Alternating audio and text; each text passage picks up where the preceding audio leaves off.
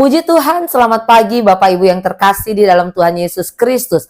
Kita bersyukur pagi hari ini kalau anugerah Tuhan itu masih dilimpahkan di dalam kehidupan saya dan saudara. Kita boleh sehat, kita boleh kuat, semua karena kemurahan Tuhan. Pagi hari ini, mari kita sama-sama tundukkan kepala dan kita akan berdoa sebelum kita belajar firman Tuhan bersama. Tuhan Yesus, kembali hati kami limpah dengan syukur karena kebaikan Tuhan yang tidak pernah berhenti di dalam setiap kehidupan kami. Kebaikan-Mu yang selalu dan selalu boleh kami nikmati Tuhan. Pagi hari ini nyata kebaikan Tuhan bagi kami. Itu sebab Tuhan kami datang kepadamu. Kami rindu mengisi hati kami, hidup kami dengan firman-Mu. Sehingga Tuhan di sepanjang hari ini kami boleh berjalan di dalam kebenaran-kebenaran firman-Mu. Ampuni ya Bapa setiap salah dan dosa kami. Di dalam nama Yesus kami berdoa dan mengucap syukur. Haleluya. Amin. Puji Tuhan, hari ini kita akan melihat satu bagian firman Tuhan yang saya ambil dari Ayub 6 ayatnya yang ke-24. Demikian firman Tuhan. Ayub 6 ayatnya yang ke-24. Ajarilah aku, maka aku akan diam, dan tunjukkan kepadaku dalam hal apa aku tersesat. Amin. Renungan firman Tuhan pagi hari ini saya beri judul introspeksi diri. Bapak Ibu yang terkasih dalam Tuhan Yesus Kristus, Ayub kalau boleh dikatakan dia adalah salah satu orang yang bermental baja. Bagaimana demikian? Karena firman Allah mencatat di dalam waktu yang hampir bersamaan, pergumulan yang ia alami itu sangat-sangat berat. Ya, semua yang ada pada dirinya, semua yang ia miliki habis, hilang, lenyap.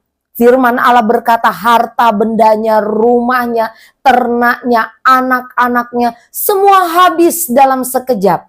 Bahkan istrinya pun meninggalkan dia. Sementara dirinya sendiri ditimpa dengan sakit penyakit, yaitu penyakit kulit. Nah, Bapak Ibu yang terkasih dalam Tuhan, penderitaan yang dialami oleh Ayub pada saat itu adalah penderitaan yang tak tertahankan, yang tidak semua orang mampu menanggungnya. Di dalam penderitaan dan pergumulan, tentunya yang ia harapkan adalah penghiburan, yang ia harapkan adalah kekuatan. Namun kenyataan yang ia alami tidaklah demikian.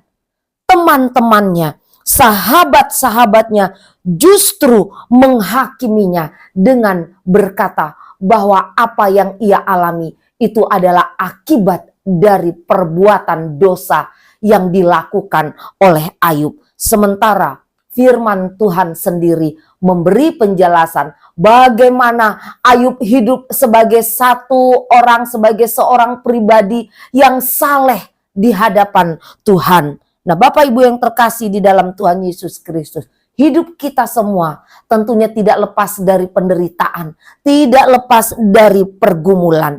Ketika kita mengalami pergumulan dan penderitaan, tidak selamanya itu dikarenakan dosa.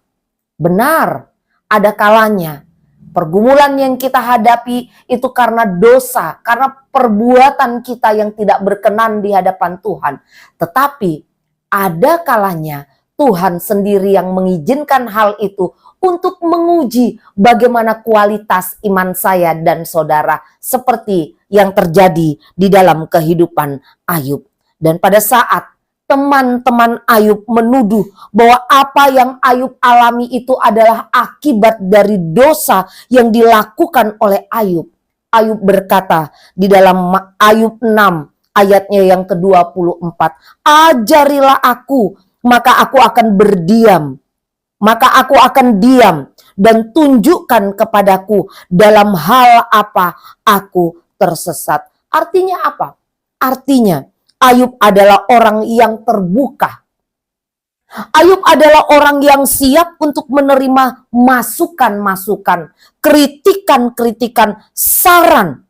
Ayub terbuka untuk setiap masukan, kritikan, penilaian ya dari orang-orang yang ada di sekitarnya. Karena apa? Karena diri kita sendiri, ya kita ini tidak bisa menilai bagaimana diri kita sendiri. Sehingga apa? Kita butuh orang lain. untuk mengoreksi kita, untuk mengkritik kita, untuk memberi masukan kepada kita, memberi saran yang membangun tentunya, bukan yang menjatuhkan dan menyudutkan. Kecenderungan kita sebagai manusia, maunya kita ini menilai, mengkritik, ya menyerang orang lain untuk menjatuhkan dan menyudutkan. Tetapi mari, lewat kebenaran firman Tuhan, saat ini kita sama-sama belajar, buka hati, berikan ruang untuk kita bisa mengevaluasi diri dan kemudian memperbaiki diri, berbenah diri menjadi lebih baik. Lewat apa? Mendengar saran, mendengar masukan, mendengar kritikan dari orang-orang yang ada di sekitar kita. Tentunya saran, kritikan, dan masukan yang membangun. Ayub ingin diberi petunjuk untuk dia dapat melihat, mengetahui letak kekurangan dan kesalahannya. Ayub tidak takut dianggap sebagai seorang yang bersalah. Ayub tidak takut untuk menerima konsekuensi. Ayub tidak takut untuk menerima hukuman jika ia memang bersalah. Tetapi yang Ayub takutkan adalah ia menderita tanpa mengetahui letak kesalahannya. Itu sebab ia ingin agar ditunjukkan letak kesalahannya. Sebagai apa? Sebagai bahan untuk mengevaluasi diri, untuk mengintrospeksi diri, untuk memperbaiki diri, berbenah diri menjadi lebih baik. Mari belajar untuk introspeksi diri, bukan cuma tahu mengkritik dan menyudutkan orang lain. Bukan cuma bisa menghakimi dan menjatuhkan orang lain. Amin. Mari kita berdoa.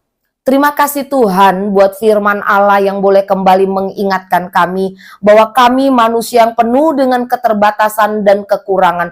Kami butuh masukan dari orang-orang yang ada di sekitar kami Tuhan untuk membawa kami menjadi pribadi-pribadi yang lebih baik. Terima kasih banyak Tuhan, kami mau menyerahkan seluruh kehidupan kami ke dalam tangan-Mu. Pegang tangan kami, tuntun setiap langkah kami, supaya kami tidak menyimpang dari jalan-jalan-Mu. Ampuni setiap salah dan dosa kami ya Tuhan, dan berkatilah segala hal yang akan kami buat sepanjang hari ini. Terima kasih banyak Bapa, di dalam nama Yesus kami berdoa dan mengucap syukur. Haleluya.